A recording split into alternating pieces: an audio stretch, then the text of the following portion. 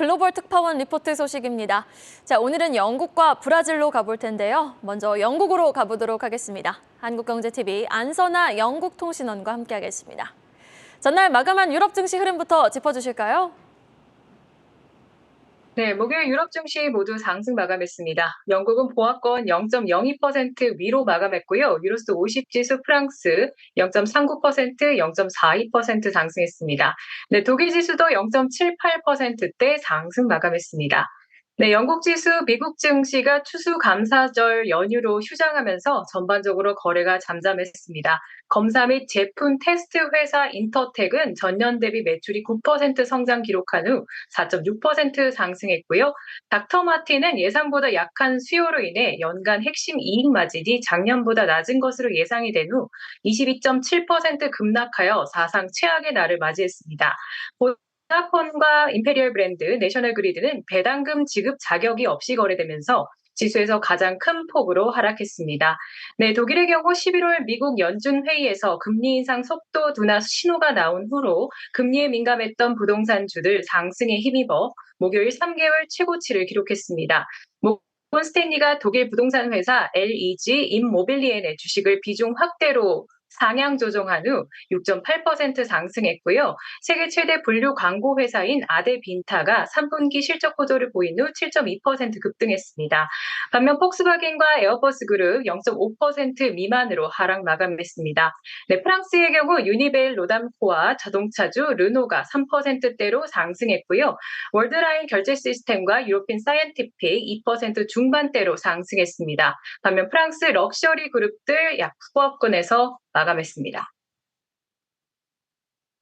그리고 또 영국 정부가 애플과 구글의 모바일 생태계 독점 여부에 대한 조사를 시작했다던데요. 구체적으로 어떤 부분들 겨냥하고 있는 걸까요?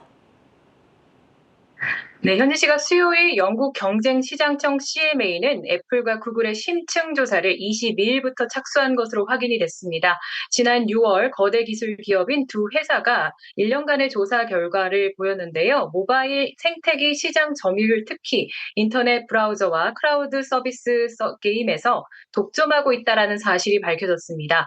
2021년 두 회사의 웹 브라우저는 사용자의 97%를 차지했는데요. 당시 CMA 성명에서 애플이 앱스토어에서 클라우드 게임 서비스의 출연을 차단하고 있다라고 주장했습니다.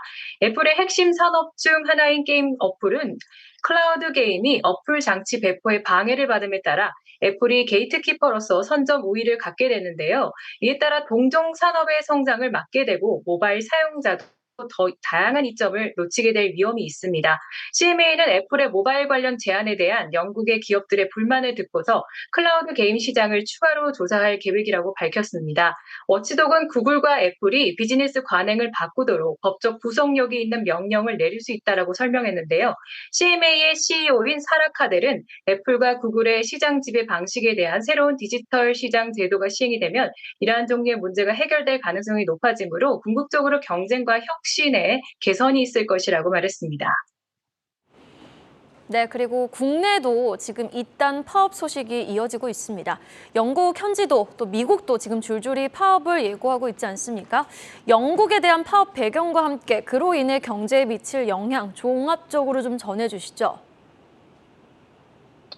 네, 영국뿐만 아니라 유럽의 국가들, 독일, 네덜란드, 스페인, 오스트리아 등 높은 에너지 가격과 상승하는 생활비로 생활 전반의 파업과 시위가 직면하고 있습니다. 영국의 인적자원 회사인 엑스퍼트 HR 데이터에 따르면 영국 고용주의 임금 보상은 10월까지 3개월 동안 4%가 증가했지만 연간 인플레이션은 11%보다 훨씬 낮은 상태이기 때문에 큰 피해를 입고 있는데요. 이에 따라 크리스마스 기간을 전후로 해서 식품 배송, 우편, 학교, 철도, 공공산업, 서비스 노조, 공무원 등이 수만에서 수백만의 직원들이 급여 파동에 동참할 결의를 보였습니다. 특히 철도 노조는 영국 내 여행 중단을 예고하면서 향후 2달 동안 추가 파업을 벌일 것이라고 예고했는데요.